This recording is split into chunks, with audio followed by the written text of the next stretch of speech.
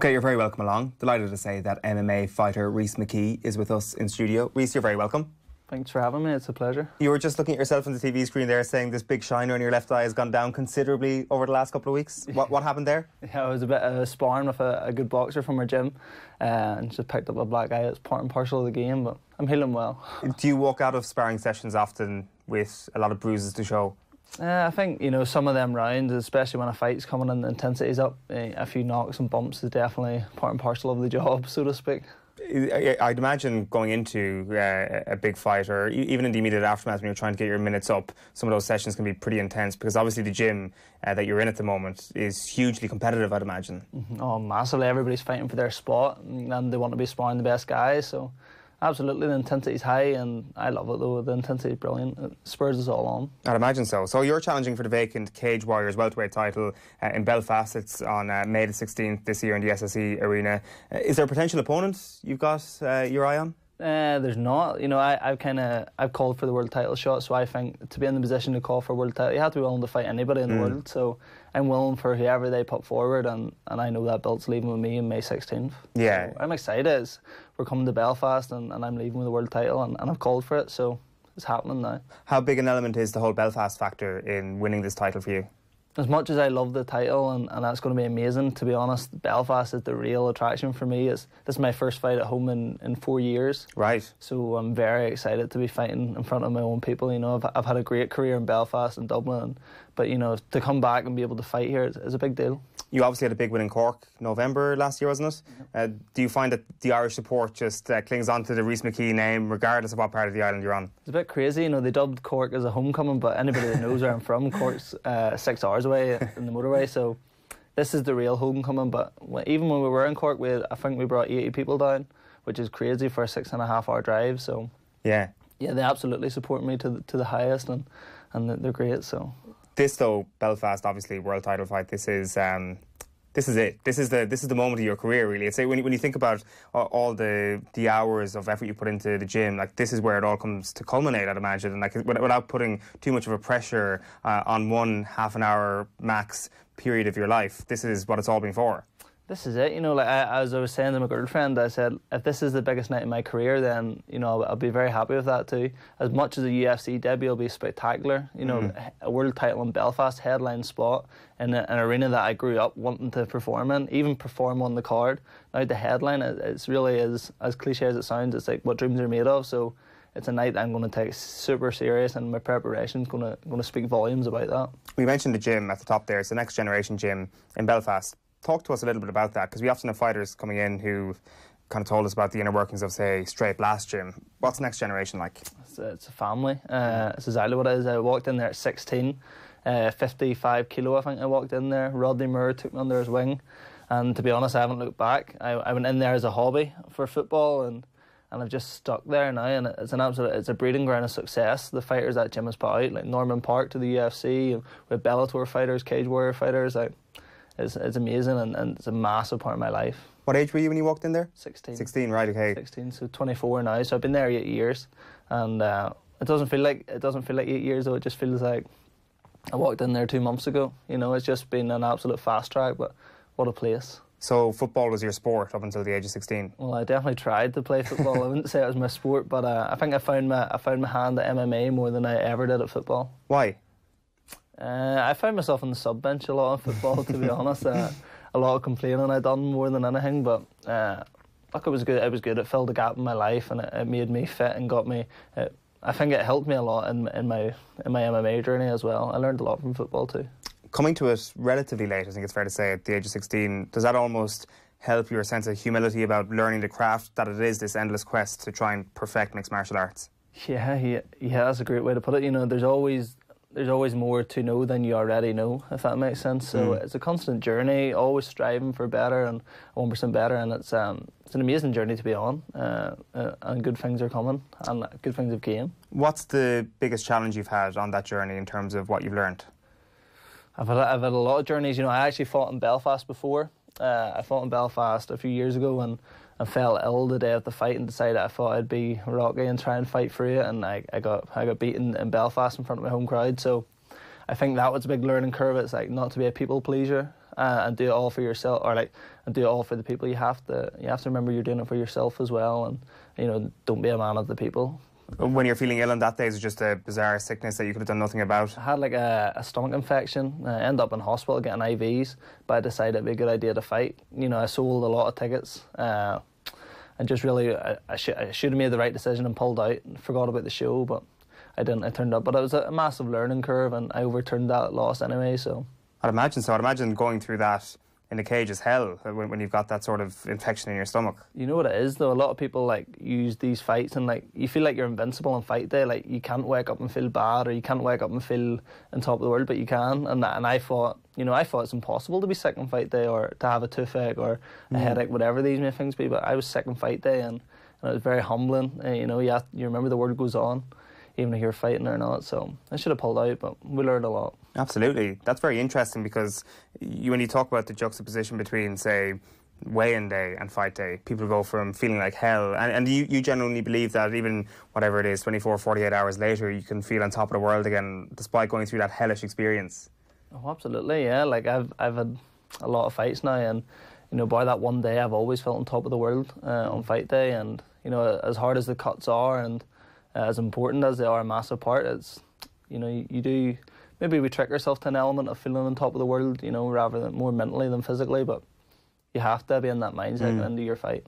You have to look yourself in the mirror almost and say, this is the day where I'm putting my body on the line in a cage. I have to at least believe that I feel good about it. Absolutely. I wouldn't say it's a case of fake it till you make it, so to speak, but you believe it. Like you went through the last 10, 12 weeks of constant preparation for this one moment. So walking out there and saying anything less than I'm going to destroy this man is... it wouldn't really make sense for me. So I will put yourself in a very vulnerable position if you didn't have that mindset, I'd imagine. Absolutely. You probably wouldn't make that walk. I know I wouldn't. Every fight I walk out, I know what's coming. I know I'm going to win. So that's very interesting, because you're not necessarily known as somebody who's a trash talker who, like, everybody has to have an air of confidence, but there is a huge degree of difference between somebody who is out there slagging off their opponent and the person who is very quietly confident in their own beliefs or in their own standard of fighting. Yeah. They always say be wary of the quiet ones, don't they? So, I'm confident enough to tell my opponent that I believe I'm going to win. If they want to talk about trash, I'll talk it back, but everything's authentic. I can't do anything that's not real. I'm not one of these guys like... I've seen people texting people before the fight and saying, let's sell this fight. It's not me. I'll say it if I feel it, and that's how it is. I'm supremely confident in my own abilities. I know what I can do. I know where I'll be, and that's enough. I let the fighting do the talking. Has there ever been pressure on you to talk more trash? No. I can see why people do it. I understand the game. Like sell the fight, like get the people. But people are interested. Like if I say...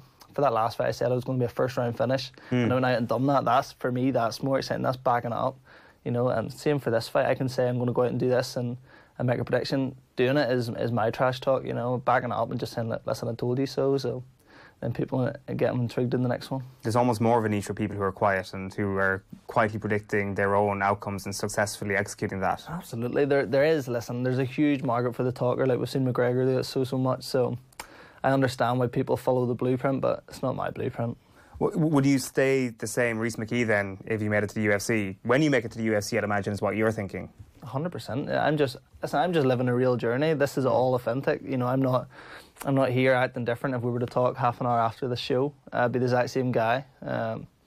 I don't have the energy to do anything non-authentic. All my energy is just created being real and just living my best life, which is MMA. We mentioned the weight cuts a moment ago. So you come into cage fighting at 155? Yeah, I started my professional career at 155. I started as low as flyweight 125. So I've had a massive weight journey. Yeah, we had Niall McGrath over. Where was that? Was that in Belfast or was that in the UK? That was in London. He was over for the Terry Brazier fight. Right, okay. And I think he was with you during weight cut, which I think we've got a bit of footage to actually play from that. And you can kind of talk us through these pictures here. So you're fighting at 155 at this point? Yeah. That was the night before I was cutting the weight. A grueling process. This here is designed to get all the water off your body. You'll see my back here as I lean forward. It's crazy, but it's a massive part of the sport, and that was really what made me move up weight class. So I now fight at a heavier weight group, thankfully, looking at these pictures. Was that one of the reasons why? Was it like one of these particular weight cuts that you just said, right, I've had enough of this? The scary thing, that was a good one. That was a really good weight cut. That was a pleasant one. I had a few hairy ones after that. Health reasons and stuff. It's really not good on the body, and like we talked about earlier, feeling on top of the world on fight day, I realised that I maybe wasn't feeling on top of the world. Although I said it, I had heavy legs in the warm-up, really lethargic, couldn't recover just as well as I would like to. So here I am at 170, and it's been a brand new lease of life. Like, I've never felt as good, as cliche as that sounds as well, but this is the weight class for me. I'm walking about heavier now, and I just feel amazing. All my training sessions, I'm improving. I'm not just going there. Like, when I was fighting at 155, I honestly didn't want to go to the gym. Right. And that's the truth. Like, you were going through the motions the last 3 weeks before a fight. Yeah. And it's a tough mindset to be in. But like not wanting to go to the gym, and is that happening 3 weeks before a fight, not wanting to get out there? Minimum 3. Right. And it's just due to a calorie deficit. You're barely eating many carbs. Like, I cut a lot of weight to make 155, so things had to change. So sorry, you were obviously cutting out carbs weeks and weeks in advance of the fight. It's not just week of the fight cutting down a few pounds here or there. You were. I think the last fight we had to tweak carbs 4 weeks out. Right. Which is not good. Like, it's something like, I don't know, I played the game, It's, you make that weight, you sign that contract, you're making the weight, and you'll do anything you can to make it. So, but listen, I had these I had great wins doing that, so it's something that I'm still, I don't regret doing it, but I've learned a lot from it, and here I am. I think 170, I've said it before, this is my pre-UFC run, and the weight's been a massive help. Yeah, I'd say so. Are you the type of person that when you cut carbs out of your diet for 4 weeks, you just go into complete grumpy mode and that just affects everything? Absolutely. Even my home life, like, I was getting home from the gym at 8 p.m, and like Rebecca, the girlfriend, wanted to watch TV. I said, no way, we're going straight to bed. 8:30 p.m, I wanted to be in bed sleeping, and not due to tiredness, just lethargic all the time, no energy. Just didn't want to do anything. Wasn't a people person, so yeah, things had to change. How close to the 170 will you be come May? Oh, like, I still have a substantial cut. Like, at the minute, I think I'm 192. Right, okay. But so it shows you kind of, when I was fighting at 155, I walked at 185, which is crazy. But now I'm walking about 192, so I still have a substantial cut, but it'll be nowhere near what it was. I was cutting 8 kilo overnight. So were you 192 walking about, even trying to fight at 155? No. I couldn't let myself go that. 185, 186, but that was like holding myself back. You know what I mean? So, like, even walking up 185, there was a diet in place. There was like holding back. I'm not saying eat rubbish, but like I couldn't enjoy myself as much. You want to have a proper downtime, whereas like in your between camp phases, I'd imagine you're still kind of counting those calories. Yeah, exactly. So there was no switch off. It was always on, constant. The diet was always on, and I understand we're living the life, but there has to be, a recover. Even to recover after some of my hardest fights, I was still trying to watch what I was eating. Right. That's just bad recovery, I'd imagine, is it? You know what I mean? The body needs to breathe sometimes, and I wasn't letting it. So what happens now? Obviously, May 16th in the SSE Arena. Do you wait till you find out an opponent? Are you in semi-camp now? Are you in camp now? Or what's the situation? Like in our gym, like Rodney's me raised in that gym is not using the word camp. Okay. But like the camp's a good word for the 8-week process. But I'm always on year round. I believe now I could fight in 2 or 3 weeks. Just peak a few stuff and tweak a few stuff, and never far away. But right now, hard work's being put in. We're building the engine, conditioning's on point. Like, we're just running stuff, and then once we have an opponent, we'll start to tailor towards that opponent. What does building the engine involve? Getting sweaty and getting tired for prolonged periods of time. Building engines is, it's just fun. It's just them grueling workouts that nobody wants to do, and we thrive in them. So they're my favourite type workouts. Are you working as well at the same? Because I know you've been a personal trainer. Yeah, well, I own a gym. I own a gym in my hometown. So we do personal training, and we run a show called The Fight Project. So we're always busy doing stuff, but at the minute I'm pulled back from that more. I just kind of help run the place, and I have people in there who are fantastic. So they look after stuff when I'm busy with the fights. But you need to be doing something. I'm a go-getter, so I can't just sit and do nothing all day. I need to be training, and if I'm not training, I need to be at something else. But like you say there, you need to let the body breathe between fights. You also need to let the mind breathe and having other focuses rather than just what am I doing, how is my body fixed. Yeah. Probably healthy for the mind. Like, obsession is good. I've got obsessed tattoo on my arm. But, right. You know, the obsession has to be obsessed with a few things, in my opinion. You know, MMA is amazing, but it can't be on 24/7. You know, in the lead up to a fight, you'll burn out. So what else do you obsess over? I obsess like progression. Like, absolutely, I always want to be progressing. Like, always want to be moving forward, not moving back, not being static. Always improving anything I can. That's where it's at for me. So, what happens next when? And I use that word when because you've instilled me with confidence as well as yourself this morning. When you win this title in May in Belfast, is it then the UFC that comes calling? Is that where you want to go? Is that where you want to be by the end of this year? At 100%. By the end of this year, anything short of that will be a massive failure in my year. Right. This year is UFC year for me. Whether that's after May or I know they're coming to Belfast in September. So I have these two fights here to make it happen. I have 10 wins, 10 finishes.